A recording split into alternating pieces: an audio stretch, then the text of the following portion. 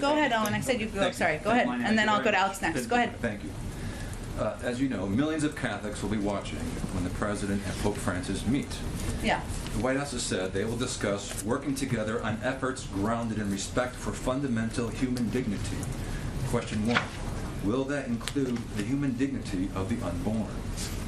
Well, Owen, as you know, although you ask me most often, if not every time, about abortion, but I will say there's a great deal of agreement. Let me finish my answer.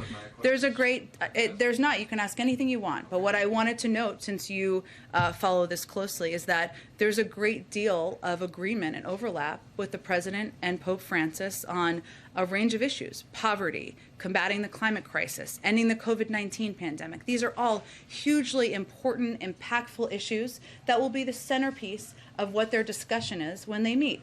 The President has met with him. This will be their 4th meeting. We expect a warm and constructive dialogue. You are familiar with where the President stands. He's somebody who stands up for and believes that a woman's right to choose is important. Understood. The Pope has spoken differently. I have just outlined for you what the focus of the meeting will be. I think we're going to have to move on. Alex, go ahead, Alex. Owen, I answered your question. Alex, go ahead.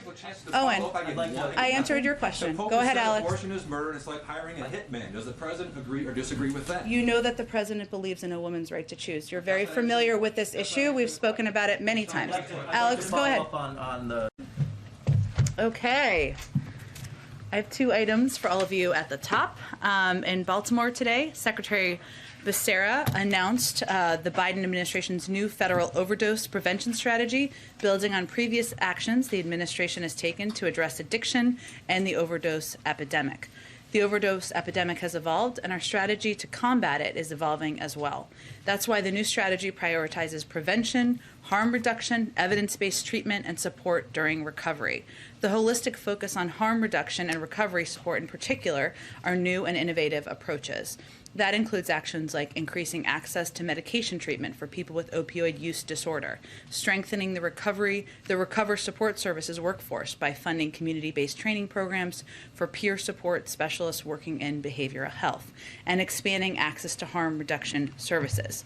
With drug overdose deaths increasing by more than 30% last year, the severity and worsening nature of this epidemic requires an all-hands-on-deck approach. And this strategy from HHS builds upon the Biden-Harris administration's year 1 drug policy priorities and is a key part of addressing that rising challenge.